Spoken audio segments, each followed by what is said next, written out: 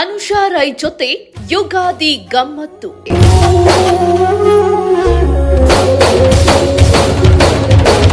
Hi hello ನಮಸ್ಕಾರ ವೀಕ್ಷಕರೇ, ಪ್ರಜಾ ಟಿವಿಗೆ ಸ್ವಾಗತ. ಇವತ್ತು ಯುಗಾದಿ ಹಬ್ಬದ ವಿಶೇಷ ಏನಂತಂದ್ರೆ, ಕರ್ನಾಟಕದಾದ್ಯಂತ ಈಗ ಸದ್ದು ಮಾಡಿ ವಿಶ್ವದಾದ್ಯಂತ ಸದ್ದು ಮಾಡಕ್ಕೆ ಹೊರಟಿರುವಂತಹ big boss queen Anusha Rai ಅವರು ನಮ್ಮ ಜೊತೆಗಿದ್ದಾರೆ. ಅವ್ರನ್ನ ಕಾರ್ಯಕ್ರಮಕ್ಕೆ ಸ್ವಾಗತ ಮಾಡೋಣ. ಕಾರ್ಯಕ್ರಮಕ್ಕೆ ಸ್ವಾಗತ ಮೇಡಮ್. Thank you. ಮೇಡಮ್, ನೀವೇನಾದ್ರು ಮಿಲ್ಕಿ ಬಾರ್ಗೆ ಬ್ರ್ಯಾಂಡ್ ಅಂಬಾಸಿಡ್ರಾ? ಯಾಕೆ? ಅಲ್ಲ, ಮಿಲ್ಕಿ ಬಾರ್ಗೆ ಬ್ರ್ಯಾಂಡ್ ಅಂಬಾಸಿಡರ್ ಅಂತ ನಮ್ಮ ಹುಡುಗರೆಲ್ಲ ನಿಮ್ಗೆ ಫ್ಯಾನ್ ಆಗ್ಬಿಟ್ಟಿದ್ದಾರೆ. ಬಿಗ್ ಬಾಸ್ಗೂ ಬರೋಕ್ಕೂ ಮುಂಚೆ, ಸಿನಿಮಾ ರಂಗಕ್ಕೂ ಬರೋಕ್ಕೂ ಮುಂಚೆ ಅನುಷಾ ರೈ ಅವರು ಏನಾಗಿದ್ರು? ನಾನು ಅಂದ್ರೆ ಇಂಡಸ್ಟ್ರಿಗೆ ಬರ್ಬೇಕಂತ ಯಾವತ್ತೂ ಅನ್ಕೊಂಡಿರ್ಲಿಲ್ಲ.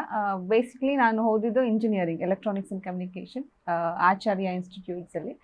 ಸೊ ನನ್ನ ಆಸೆಗಳೇನಿತ್ತು ಅಂತಂದ್ರೆ, ಒಂದು ITL ವರ್ಕ್ ಮಾಡಬೇಕು, ಅದಾದ್ಮೇಲೆ ಲಂಡನ್ US ಎಲ್ಲಾದ್ರೂ ಶಿಫ್ಟ್ ಆಗಬೇಕು, ಆ ಕಡೆ ಜಾಬ್ ಮಾಡಬೇಕು, ಅಲ್ಲೇ ಸೆಟಲ್ಡ್ ಆಗಬೇಕಂತ ಇತ್ತು. But destiny took me to Kannada Sandalwood film industry. So ಇಲ್ಲಿಗೆ ಬಂದಮೇಲೆ ಇದೇ ನನ್ನ ಲೈಫು, ಇದೇ ನನ್ನ ಡ್ರೀಮು. ಸೊ ಇದರಲ್ಲೇ ಇರಬೇಕು, ಇದರಲ್ಲೇ ಬದುಕಬೇಕು ಅಂತ ಆಸೆ. ಕನ್ನಡ ಚಿತ್ರರಂಗಕ್ಕೆ ಬಂದು ಸಾಕಷ್ಟು ಸಿನಿಮಾಗಳನ್ನ ಮಾಡ್ತೀರಾ. ಅದ್ರಲ್ಲಿ ಸದ್ದು ಮಾಡಿ 2024ರಲ್ಲಿ ಬಿಗ್ ಬಾಸ್ಗೂ ಸಹ ಹೋಗ್ತೀರಾ. ಅದೆಷ್ಟು ಖುಷಿ ಕೊಡ್ತು ನಿಮ್ಗೆ? ಬಿಗ್ ಬಾಸ್ ವಾಸ್ ಲೈಕ್ ಮುಂಚೆ ನಾನು ಯಾವತ್ತೂ ಅನ್ಕೊಂಡಿರ್ಲಿಲ್ಲ ಹೋಗ್ಬೇಕಂತ. ನಾನು ಯಾವತ್ತೂ ಅನ್ಕೊಂಡಿರಲಿಲ್ಲ, ನಾನು ಯಾವತ್ತೂ ಫಾಲೋ ಅಪ್ ಮಾಡಿರಲಿಲ್ಲ.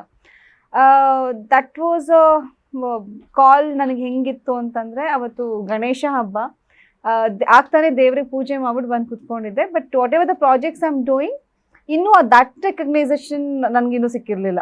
ಬಿಫೋರ್ ಬಿಗ್ ಬಾಸ್ ಹೆಂಗಿತ್ತು ಅಂತಂದರೆ, ನನ್ನ ಏಜ್ ಗ್ರೂಪ್ಸ್, ನನ್ನ ಯೂತ್ಸ್ ಇರ್ಬೋದು, ಅಥವಾ ನನ್ನ ಏಜ್ ಗ್ರೂಪ್ಸ್ ನನ್ನ ಒಂದು ಊರಲ್ಲಿ ಈ ಥರ ಒಂದು ಅಲ್ಲಿ ಇಲ್ಲಿ ರೆಕಗ್ನೈಸ್ ಇತ್ತು. But after Bigg Boss I was like, ಅದನ್ನು ಕಾಲ್ ತೊಗೋಬೇಕು ಅಂದ್ಕೊಂಡಿರಲಿಲ್ಲ, ಬಟ್ ತೊಗೊಂಡೆ. ಬಿಕಾಸ್ ಹಬ್ಬದ ದಿನ ಬಂದಿದ್ದು ಕಾಲು, ಶುಕ್ರವಾರ ಅವತ್ತು ಅಂತ. ಬಟ್ ಅದರಿಂದ ಲೈಕ್ ಎಂಟೈರ್ ಕರ್ನಾಟಕ ಆ್ಯಂಡ್ ಮೂಲೆ ಮೂಲೆನಲ್ಲೂ ರೆಕಗ್ನೈಸ್ ಆಗೋ ಥರ ಆಯಿತು. I am so grateful for that. ಅಂದ್ರೆ ಬಿಗ್ ಬಾಸ್ ಮುಂಚೆ ನಿಮ್ಗೆ ಇದ್ದಿದ್ದು ಕ್ರೇಜ್ಗೂ ಬಿಗ್ ಬಾಸ್ ಹೋಗಿ ಬಂದ್ಮೇಲೆ ಕ್ರೇಜ್ಗೂ ತುಂಬಾನೇ ಹೆಚ್ಚಾಗಿದೆ, ತುಂಬಾ ಡಿಫ್ರೆನ್ಸ್ ಇದೆ. ಅದಕ್ಕೂ ಮುಂಚೆ ಹೆಂಗಿದೆ, ತಿಂಗಳಲ್ಲಿ ಒಂದು 10 ದಿನ 15 ದಿನ ಕೆಲಸ ಮಾಡ್ತಿದ್ದೆ. ಇವಾಗ ಬಿಗ್ ಬಾಸ್ಗೆ ಹೋಗಿ ಆಲ್ಮೋಸ್ಟ್ 2 years ಆಗ್ತಾ ಬರ್ತಾ ಇದೆ. ಇವತ್ತವರೆಗೂ ಎವ್ರಿ ಡೇ ಕೆಲಸ ಇರುತ್ತೆ, ನಿದ್ದೆ ಮಾಡೋಕ್ಕೂ ಟೈಮ್ ಸಿಗಲ್ಲ. ಅಲ್ಲಿ be travelling few or back to back movies ಇರುತ್ತೆ, ಈವೆಂಟ್ಸ್ ಇರುತ್ತೆ, ಆ್ಯಡ್ ಶೂಟ್ಸ್ ಇರುತ್ತೆ. So one or the other thing busy ಇದ್ದೇನೆ ಲೈಫಲ್ಲಿ.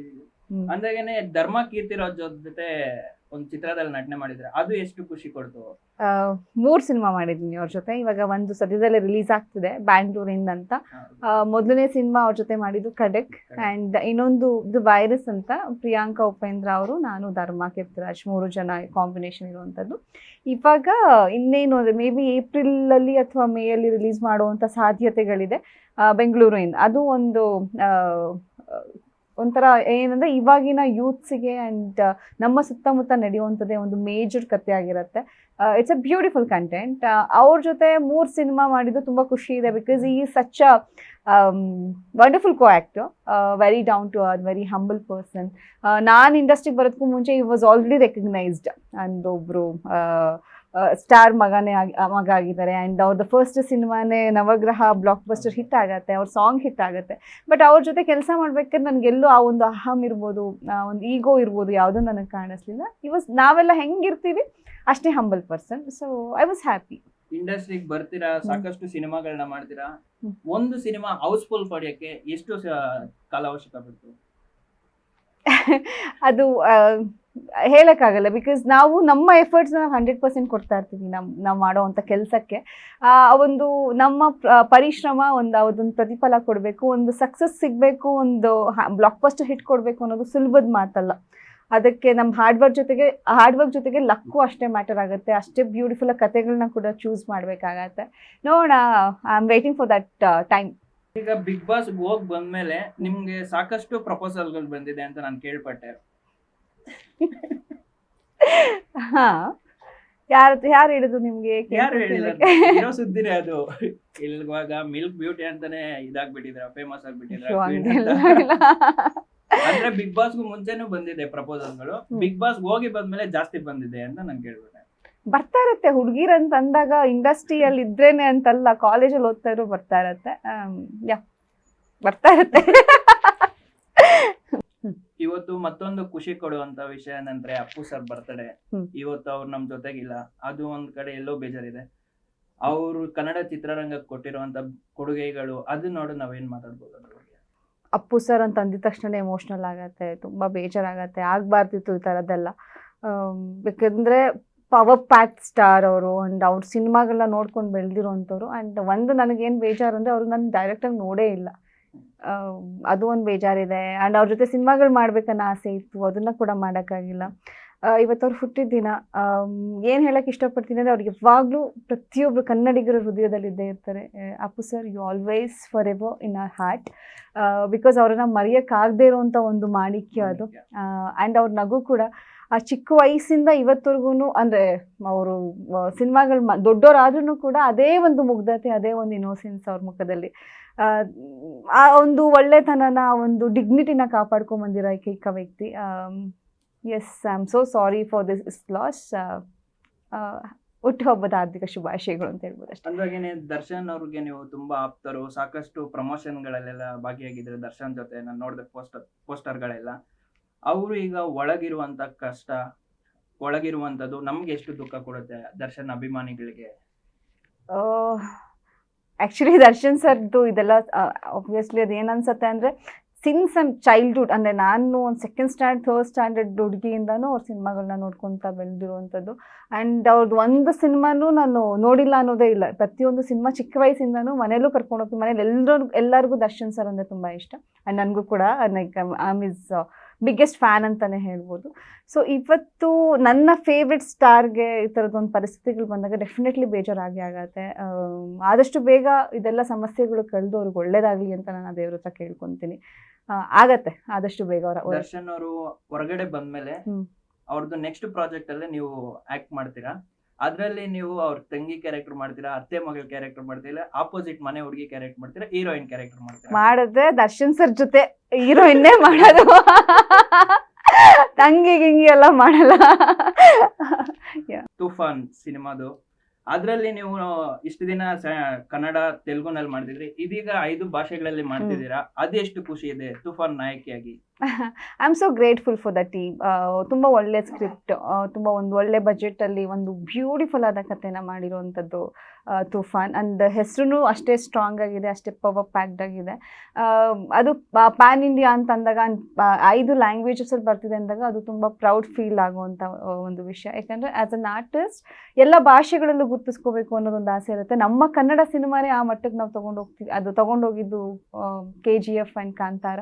ಸೊ ಅದಾದಮೇಲೆ ಬರ್ತಾ ಇರೋದು ನಮ್ಮದು ಸಿನಿಮಾ ತೂಫಾನ್. ಎಲ್ಲ ಭಾಷೆಗಳಲ್ಲೂ ರಿಲೀಸ್ ಮಾಡ್ತಾ ಇರೋದು ಖುಷಿ ಆಗುತ್ತೆ, ಹೆಮ್ಮೆ ಆಗುತ್ತೆ.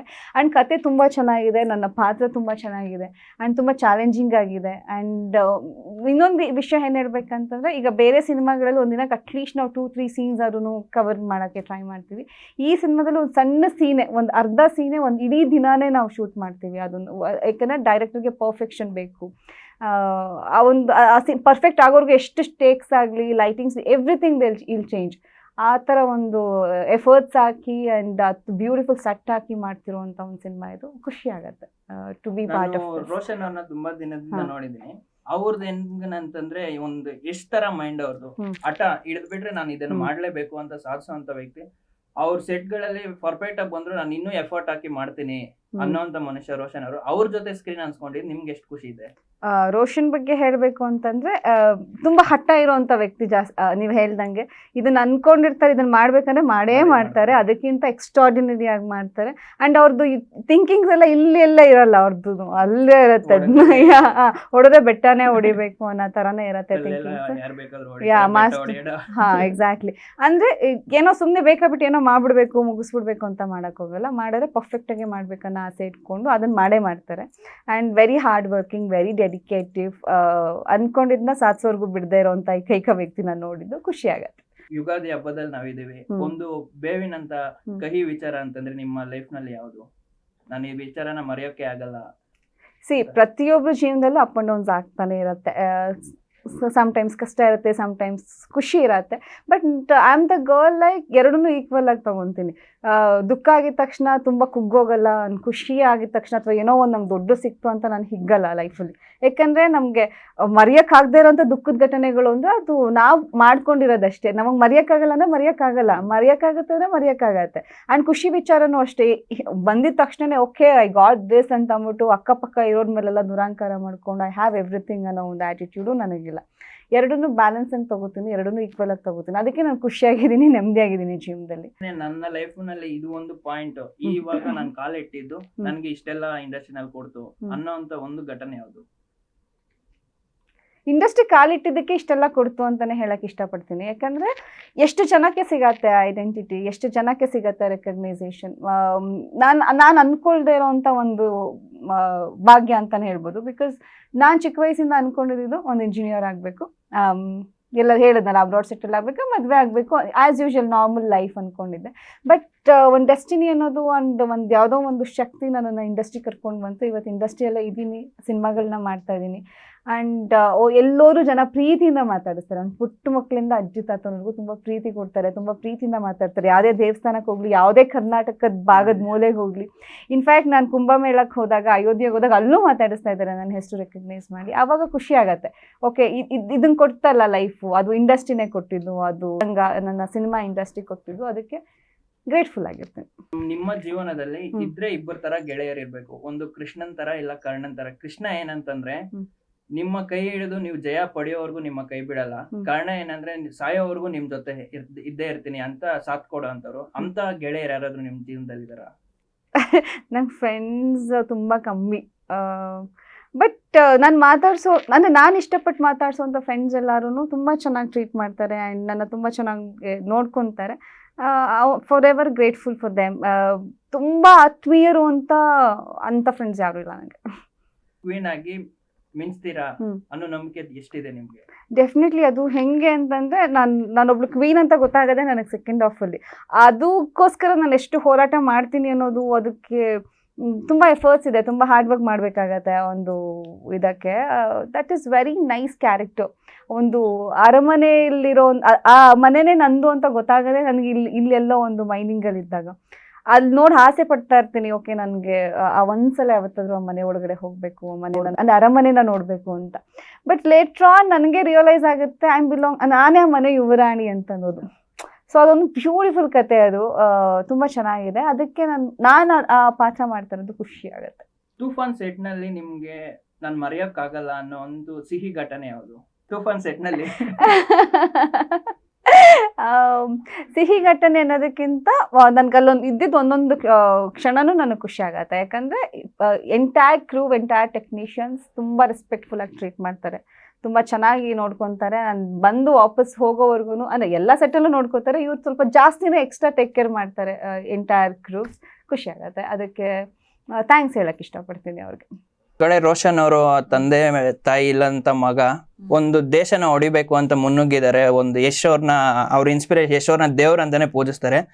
ಯಶೋ ರಾಧಿಕಾ ಅವರು ಬೇಗ ಬೆಂತಟ್ಟಿದ್ರು, ಅದೇ ರೀತಿ ನೀವು ಈ ಮೂವಿನಲ್ಲಿ ಅವ್ರಿಗೆ ಬೆಂತಟ್ತೀರಾ? ಡೆಫಿನೆಟ್ಲಿ. ಅಂದರೆ ಸಪೋರ್ಟ್ ಅನ್ನೋದಕ್ಕಿಂತ ಯಾವಾಗಲೂ ಜೊತೆಲಿ ಸಾಥ್ ಕೊಡ್ತೀನಿ ಅಂತ ಹೇಳ್ತೀನಿ. ಯಾಕಂದರೆ ಒಬ್ಬರು ಸಿನಿಮಾದವ್ರಿಗೆ ಸಿನಿಮಾ ಮೇಲೆ ಇರೋವಂಥ ಕನಸು ಇನ್ನೊಬ್ರು ಸಿನಿಮಾ ಮೇಲೆ ಇರೋವಂಥ ಕನಸು ಅರ್ಥ ಆಗುತ್ತೆ. ಯಾಕಂದರೆ ಎಲ್ಲರೂ ಮಾಡೋಕ್ಕಾಗಲ್ಲ. ಟ್ರೈ ಮಾಡ್ಬೋದು, ಬಟ್ ಅದನ್ನು ತಂದು ಅದನ್ನು ಕಾರ್ಯರೂಪಕ್ಕೆ ತರೋದು ಬಹಳ ಕಷ್ಟ ಆಗತ್ತೆ. ರೋಷನ್ ಅವರು ಹಾಕೋ ಎಫರ್ಟಿಗೆ, ಹಾರ್ಡ್ ವರ್ಕ್ಗೆ ಅವ್ರಿಗೆ ಡೆಫಿನೆಟ್ಲಿ ಒಳ್ಳೇದಾಗಬೇಕು. ಖಂಡಿತ ಯಾವತ್ತೇ ಆಗಲಿ, ಯಾವುದೇ ಟೈಮಲ್ಲಾಗಲಿ, ಏನೇ ಸಪೋರ್ಟ್ ಇದ್ರೂ 100% ನನ್ನ ಕಡೆಯಿಂದ ಆ ಒಂದು ಅಂದರೆ ಸಪೋರ್ಟ್ನ ನಾನು ತುಂಬ ಅಂಥ ದೊಡ್ಡೋಳೇನಲ್ಲ, but I can tell that ಏನೇ ಮಾಡಿದ್ರು ನನ್ನ ಜೊತೆಲಿರ್ತೀನಿ ಅಂತ. ಇನ್ನಷ್ಟು ನಿಮ್ ಜೊತೆ ಮಾತಾಡ್ತೀನಿ. ಚಿಕ್ಕದೊಂದು ಬ್ರೇಕ್ ನಂತರ ಮತ್ತೆ ಸಿಗ್ತೀನಿ.